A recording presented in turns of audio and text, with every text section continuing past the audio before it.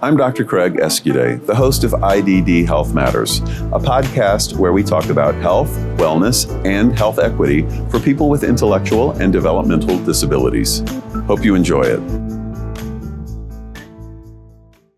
Hello and welcome to this episode of IDD Health Matters. We have a really neat guest today. Her name is Liz Zaso. And Liz, I'm just going to ask you to just say hello and then get started with how did you get into this field? Yeah. And tell us what you do, first of all. So I'm Liz. I am a care manager with the ARC of North Carolina. I work out of our Charlotte office. And this role is kind of a culmination of me being able to put all the things I've been able to learn throughout my various roles in this field to use. And I've had some really interesting experiences. This field was always something that felt natural and normal to me. I have a cousin who has cerebral palsy, and he lives in a group home. And Will was just always, of course, part of the family in part there. Of your life, so like, right. And it was just, Will's my cousin, and he needs extra help with stuff. It did, growing up, I saw how unkind people can be to someone. And that was something that like just really pissed me off. Like it was so, it was just, people are mean, and you see the opportunities that I had, my other cousins had, that maybe Will didn't have because of his disability. And that just always felt a little unfair.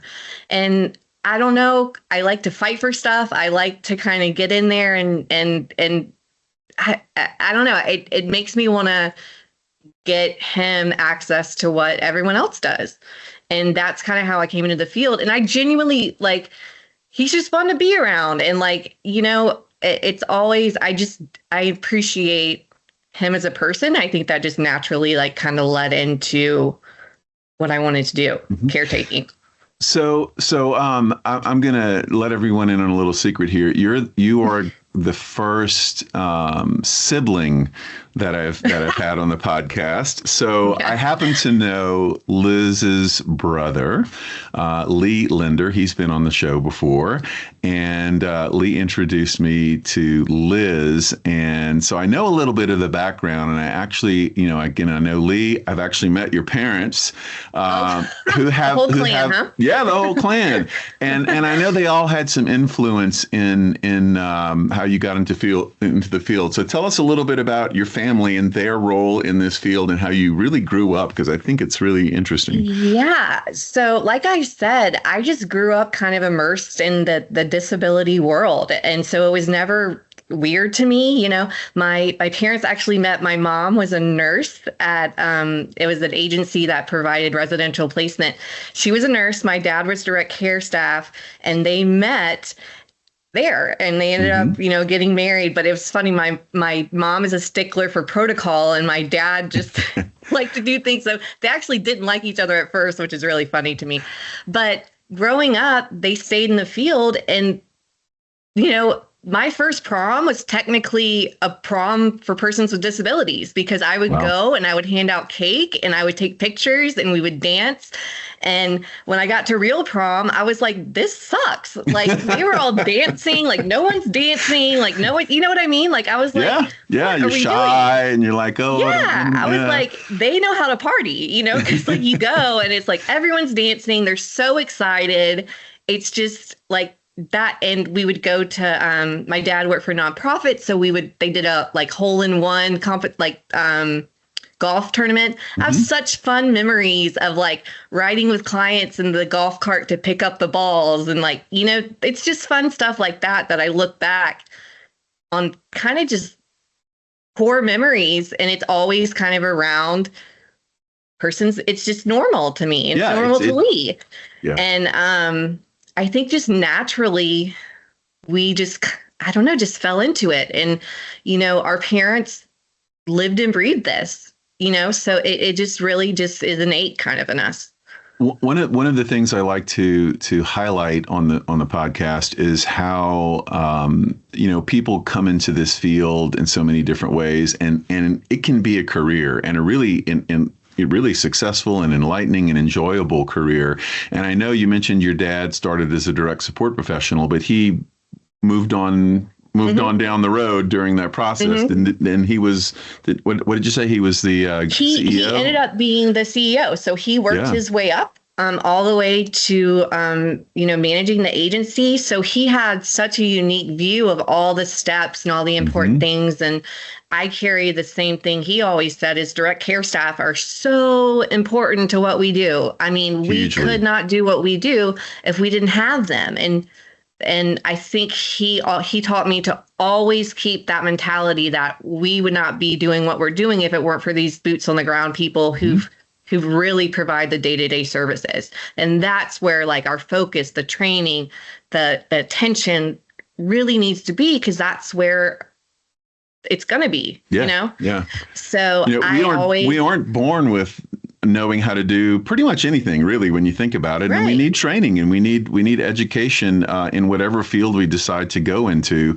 And that's one of the the things people who know me on the show, I talk about a fair amount, is the lack of education and training, especially in the healthcare field, to be able to meet the healthcare needs of people of any group. And here we're talking about people with intellectual and developmental disabilities. And training is so valuable and so important. And we can't expect direct support professionals to walk in and know how to, do any responsibility that they have. We have to provide training, and that includes health-related training as well too. And it sounds like you certainly recognize that. Yeah, and I remember in his office, I think my grandmother cross-stitched it, which is going back like way back, and it said, "I don't care how much you know, I want to know how much you care." And it's like I come with that mentality of like I want someone who cares, wants to take care of people, wants to be there. I can teach you all the stuff. That's my job. I want you to come in the door with some sort of passion, some sort of you want to make this better, and everything else I can work with. But, sometimes it's hard to find, the people like that. And it's frustrating, especially now with the staffing crisis and what we're going through. It's just really hard for people and families to get help. And I approach it, I'm working with an individual, but I'm also working with a family if they have natural supports involved, So it's a family thing, and families are really hurting right now. Yeah, definitely. And, there's been this shortage ever since I've been in the field, especially with frontline staff. And that just really, just got a lot or heightened when COVID hit and changed so many things. So, and we're still reeling with a lot of that. And, there's a lot of uncertainty now as to, funding and what's going to happen. It's always been a challenge, and now there's more concern. So lots of concerns, but the thing to think about is there's still lots of positivity, lots of people out there who are going to work to improve things to the best that they can in terms of supports and services. And you're certainly one of them. Getting to know you, the little bit I have, and knowing the family that you come from, there's no way that you can't do that. It's just kind of, it's there. Yeah. So I bet you have some interesting stories that and experiences that you've had throughout your career. And one of them, I think we touched a little bit on I think you went to a sleepover when you were young, and this was pre-career, pre-working, that really impacted you a little bit. Can you talk about that story? Yeah. So I played soccer growing up, and there's tons of soccer games that you get to know families, right? And I got to know this family pretty well, knew their siblings, and then I did a sleepover, and I came to the house, and their sister who had Down syndrome was there, and I was like, "Who are you? Like, you haven't been to any soccer games." It was surprising. And I was so confused as to why, I just was so confused. And why why didn't you know about it? Yeah. My mom would have killed me. It was probably inappropriate because I was like, why doesn't she go? And it was kind of this meek, well, it's just easier for everybody. And in my head, I'm going, for who? Who gives a, you know what I mean? For who? Who are you doing this for? Yeah. And I just always kind of had that mentality of I don't get it. because to me, it was always so inclusive. It's like, I don't get what the big deal is. So like, to me, it's very easy to see those subtleties that I see all the time, and how people interact with persons with disabilities. And it just, the subtleties of things like that are what I pick up on a lot. And you know, I don't know that it's all intentional. I think it's just the way we're cultural. It's the culture. You grow up, you know, for years, people with intellectual disabilities were hidden away from society. And that's that's how people were supported, if you want to call it support, right? Is let's hide them from society. And that was just the way it was done back then, but it's certainly changed a lot since then. And again, I do want to emphasize, you know, there are lots of things that we, you know, can improve on and that need to be improved on this field, but gosh, we certainly have come a long way too. And there have been a lot of positive changes. And even thinking field. Internationally, I'm thinking of a family I support from Indonesia. They actually, the parent, the child has autism. He didn't have he's 11 now. He didn't have access to any schooling over there. He never went to any public education. It was hard for me to get him into the school system here because he had no records.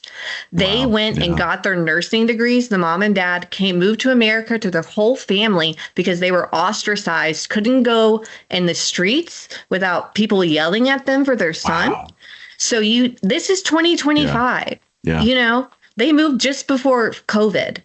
And like, so that puts it into perspective. And she goes, the fact I can go to Walmart and not be yelled at is crazy. So like, I say that because of your point of how I kind of get so kind of just frustrated with when I see things go bad, but I have to like go back and I'm like, we have come so far. And unfortunately, there's other places where it's considered awful, you know. Still taboo. And I'm like, this amazing family, they educated themselves, they got over here for their son, who now does ABA therapy, he's in school, they're working at hospital, like that kind of drive and fight. Like, I love working with people like that, you know.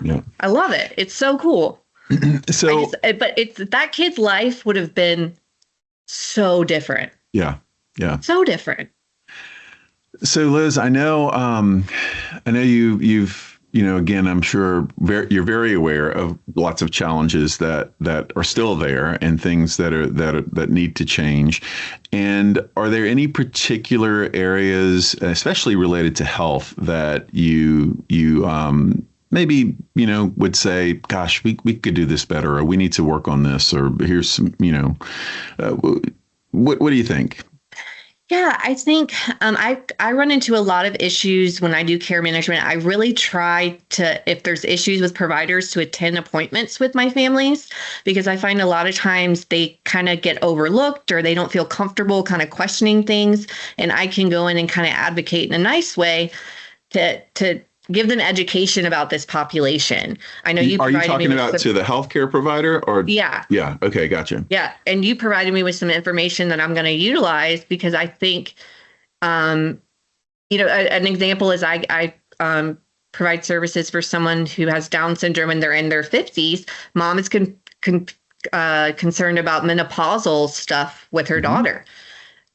The OB, she has no idea. Sure. No idea. And you know, one of the reasons she has no idea, because people with Down syndrome used to never make it to menopause. Right. Yeah. Right. And now people are living longer. People with intellectual and developmental disabilities who have more of a mild or a moderate level, or their life expectancy is nearing that or at that of people without disabilities. And people with more severe and profound, you know, disabilities still have health disparities and age disparities and death. But people are living longer. So we are seeing those things that we never used to see in this field, and we have to learn how to deal with them, right? And how to treat. And that provider was super responsive, and she said, I really don't know. Like, and it was a good point. So that was a really good interaction and opportunity to provide that. I think across the board, that would be beneficial. I think also I love the destigmatization. Is that a word? Destigmatization. Yeah, it's a word, but it's hard to say. Yeah, thank you. Of like, celebrities coming out and saying they have disabilities. Yes. I think it's really, really cool. And the I think it's I can't remember, the Invictus Games or for persons with disabilities, the like Olympic type game. Anyways, there's a lot more just publicity around that. And I think that would impact and help the field. I know that's not super medical, but I think just getting attention and getting people who everyday life it impacts, it could be helpful. And the last thing, this isn't super medical, but again, back to our direct support staff, I think they are so, so critical that continuing to put a lot of resources into training them, getting them better pay, all of those things will just continue to increase, their ability to provide good services and then provide increased quality of life. So I can't express how much I value those direct care staff, because they are doing everything every day, Absolutely.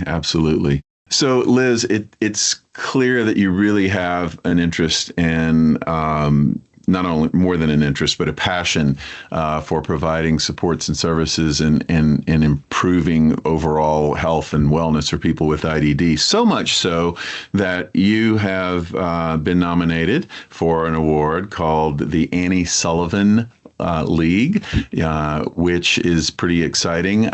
This is part of the Helen Journal of Human Exceptionality. If you're out there listening and you haven't seen or heard of the Helen Journal of Human Exceptionality, you need to look it up. It's a journal all about health, wellness, support services, opportunities, things that are out there related to people with intellectual and developmental disabilities. And I am the associate editor of the page called the Annie Sullivan League. Annie Sullivan was Helen Keller's teacher, and she was instrumental in Helen Keller becoming who she was and becoming successful at doing what she was able to do. And so we honor people who work in the field who directly impact those with intellectual and developmental disabilities. So I'm not sure when this will air, but you'll either see it soon or you'll see it a little bit later or whenever you happen to be watching this. But look up the Annie Sullivan League and look up Margaret Elizabeth Zaso, Zaso, and you'll see her article. It's not out yet, but it will be soon. And so congratulations on that, Liz. Thank you. I'm so honored and humbled, and it's such a great award. I'm very, very excited. Thank you. Well, we want to also invite you to nominate people, if you're listening, who work in the field, kind of boots on the ground people, and nominate them. There's a nomination form on the site as well too. So we're always looking for others to recognize, because it's definitely something worth recognizing.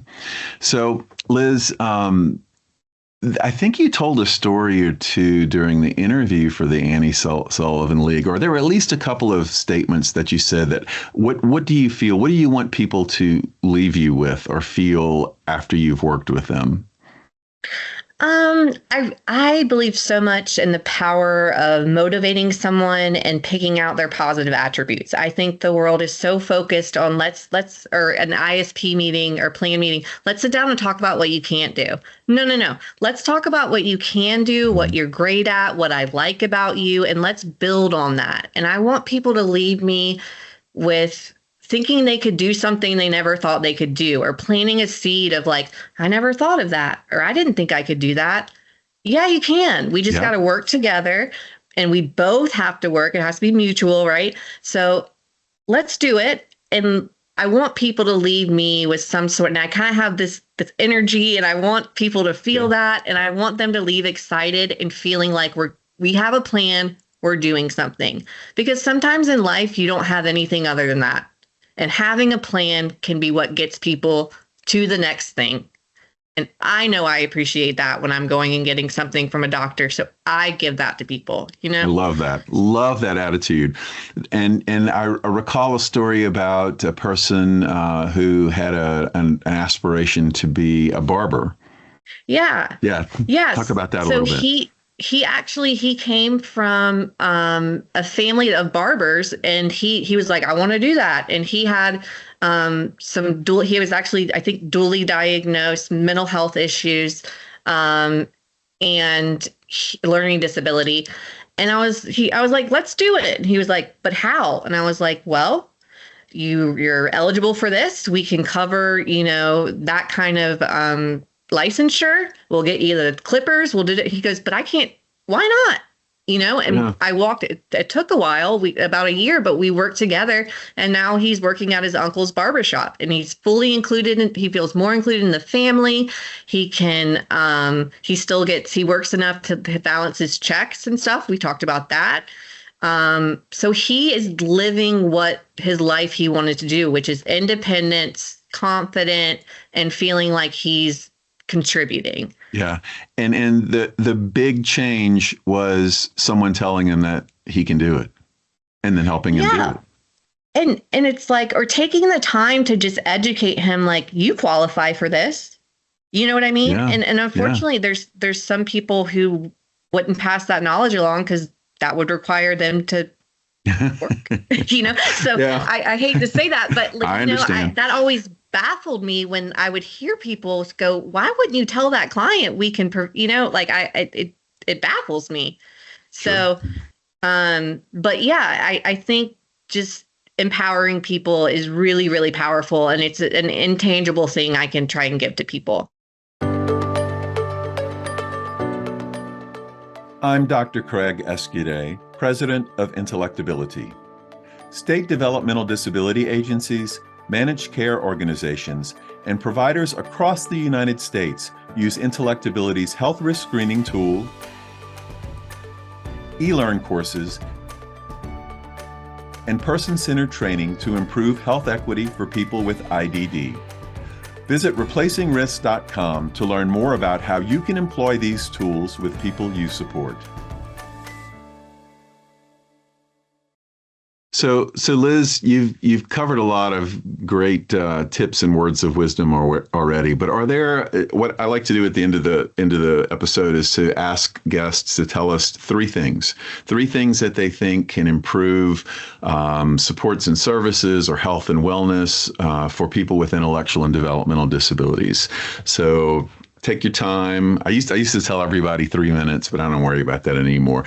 So take your time and tell us three things that you think can really be impactful. I think that continuing to integrate persons with disabilities into the community and having them participate in things that persons with disabilities don't. Baseball teams, community events, schools, all those things I think could help destigmatize that population. So integration. Yes. I think with what's going on right now and the uncertainty of what could happen with funding and things like that, I think advocating for those things and having a loud voice and for our persons in this community is really important at this time, and letting people know who can possibly do things, what we need and what we need to be able to continue providing services, because it's kind of scary to think about what could not be there. Sure. And I think just being vocal about that is really important at this time. And I guess I think just my whole kind of vibe is I really wish people would just focus on the positive of the people we support, because they offer so many unique things. Like I brag about my clients all the time. I have a client that went to, she's nationally ranked tennis player. She went to France after the Olympics and played in a tournament.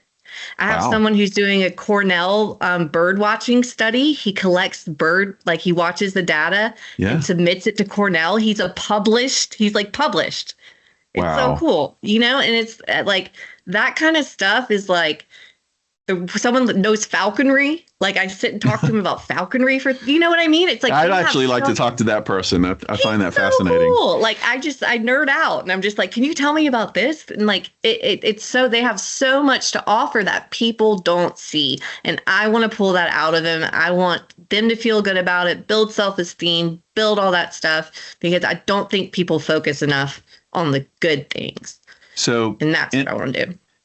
Integrate, advocate, and positivate. And celebrate. I think I made that one up, but you get the idea. Yeah. Liz, I can't thank you enough for being on the show, but more importantly, for the incredible work that you do and the positive attitude that you have. It's infectious. I already feel more positive. I think my day is going to be enlightened because of it. And I just encourage everyone out there to take those words of wisdom and put them into action wherever you are, whatever you do in your daily life. And last thing I want to say is, I think, okay, so I've interviewed your brother and now you. I think we might have to make this a family affair and talk with your dad and your mom at some point too. What do you think? Dad's a character too, you know? Yep. And my mom. My mom knows her. I know. She's a psychiatric nurse practitioner now, right? She is a fountain of knowledge, and she's, wonderful woman. What a great group of people to grow up with, it sounds like. Liz, again, thank you so much for joining us today, and I look forward to talking with you again. Thanks, Craig. Have a good one. The IDD Health Matters podcast is a production of Intellectability. Learn more about our health risk reduction tools and training for supporters of people with IDD by visiting replacingrisk.com.